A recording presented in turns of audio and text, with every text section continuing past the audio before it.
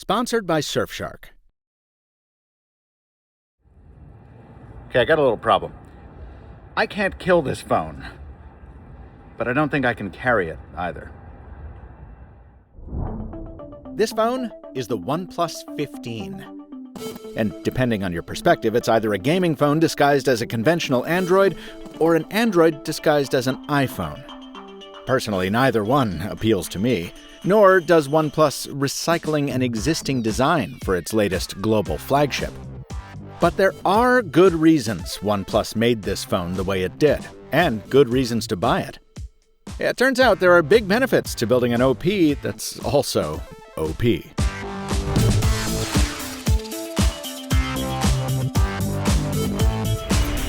Power, performance, responsiveness.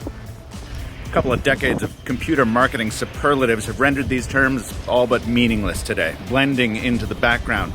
And that's a problem if you're a brand like OnePlus, which has always relied heavily on power to sell its smartphones. So rather than regurgitate whatever gimmicky nonsense this is, OnePlus has embraced mobile gaming as a focus to give all that power something to do.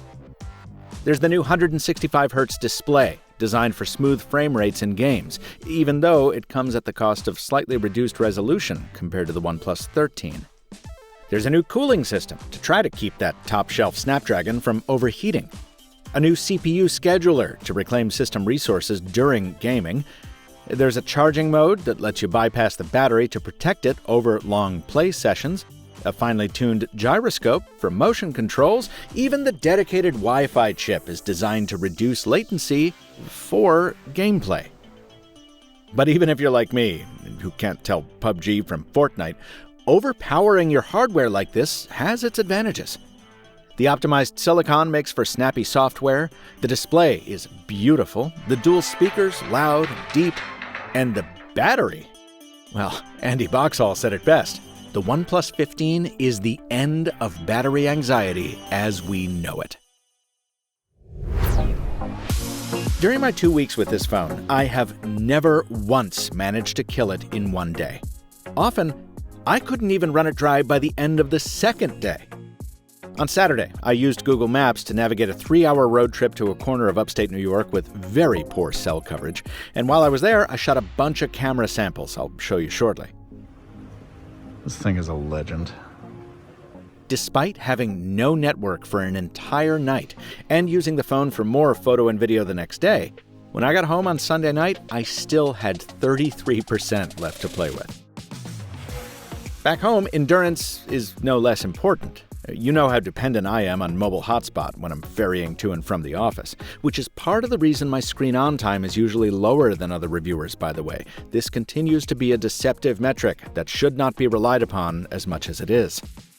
But screen on or off, this thing just feels tailor-made for power-hungry usage like mine. At one point, I just decided to abuse it, downloading about 5 system updates to another phone over mobile hotspot, while it also supported connections from 3 other devices.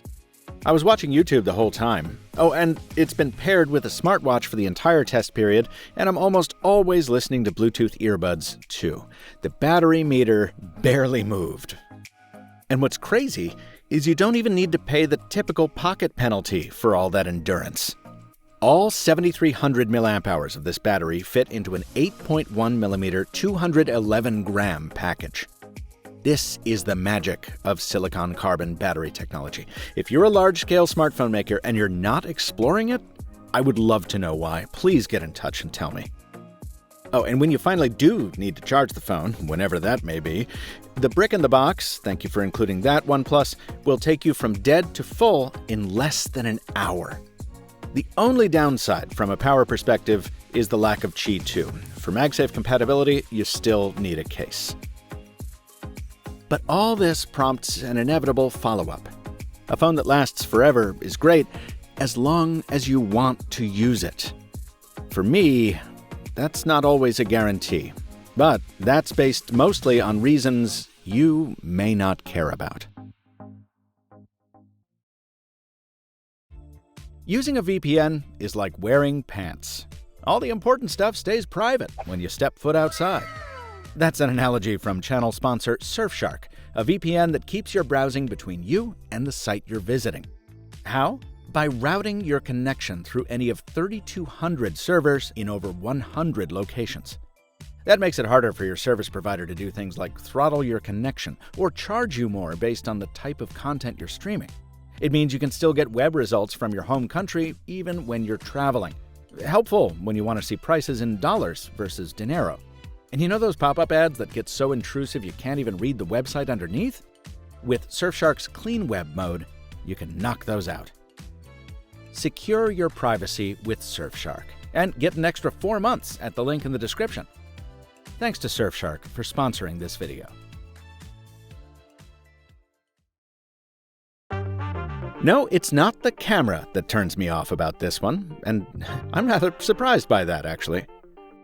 When OnePlus announced it was letting lapse its partnership with camera veteran Hasselblad, I feared the worst. And to be clear, I do miss goodies like X-Pan and Hasselblad film emulation. It's also odd that this phone's Oppo equivalent preserves the Hasselblad branding on its own cameras, across the corporate aisle from OnePlus. But in use, I found I just didn't care all that much, because the filters available here are at least similar to what we had before.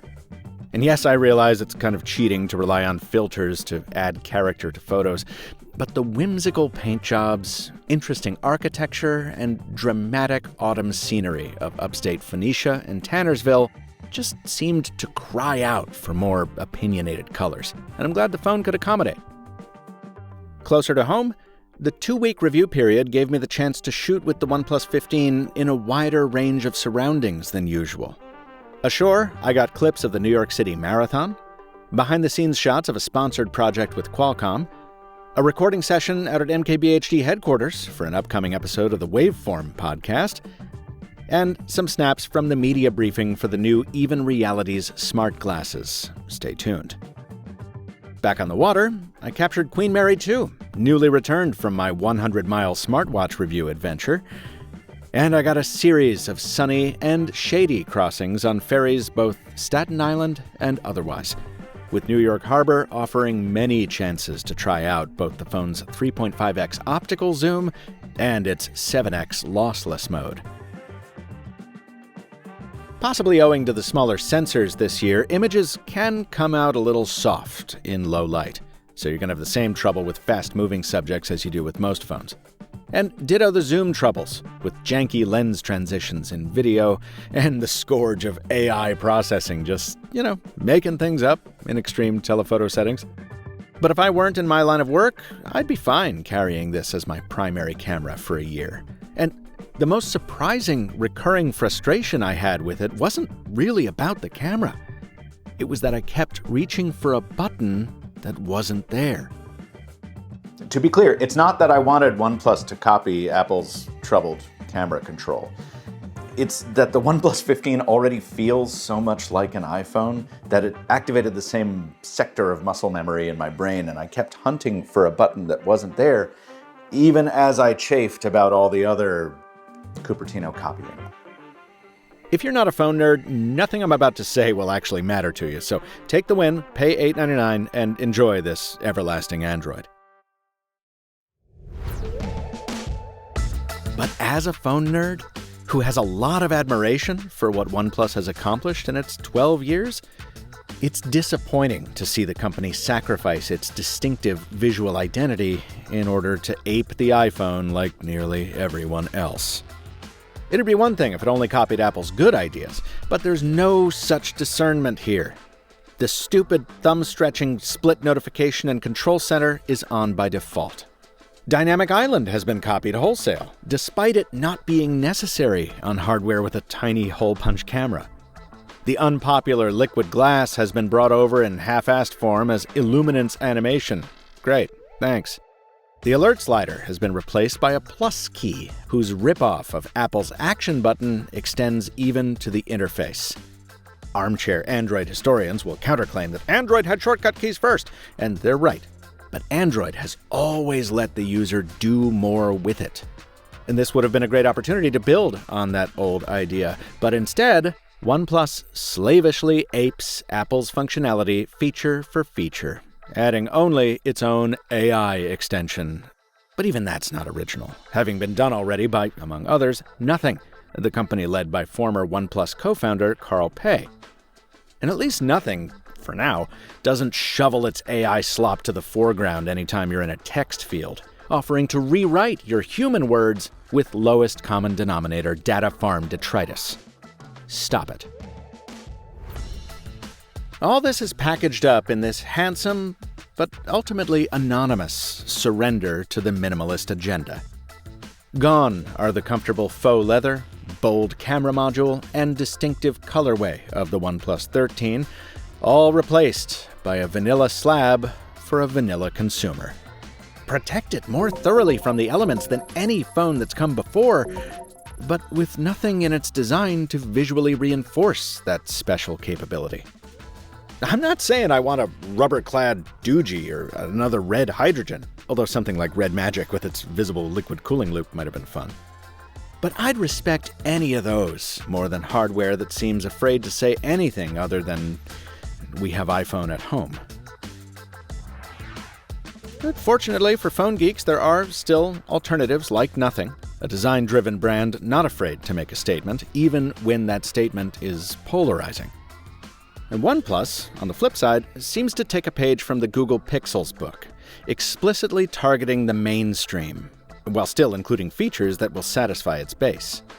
There's nothing wrong with that. It's a different strategy aimed at achieving a different objective. And when you shove all the nerdery aside, the reality is that this is a phone with true multi-day battery life, some of the most powerful specs you'll find on Android, and a camera that'll make most people happy. In an enclosure rated for more abuse than anyone will ever throw at it, for $900 starting. If you're not impressed with that, well, you're either a OnePlus 13 owner who truly doesn't need to upgrade, a gamer who might be worried about the thermals, or a jaded phone reviewer like me. Everyone else will probably love it. This video was synthesized following over 2 weeks with a review sample provided by OnePlus. Always nice to get a civilized amount of soak time with a review device. As ever, OnePlus had no copy approval or other editorial input into this content, and it furnished no compensation for its production. Check out my review of the Nothing Phone 3 to see what the other side of the innovation-iteration divide looks like. And if you want a change of pace, check out my 100-mile review of the latest smartwatches from Apple and Google, which I executed aboard that beautiful Queen Mary 2. Otherwise, I'll see you on Threads at Captain 2 Phones. Till next time, from Michael Fisher, thanks for watching. And stay mobile, my friends.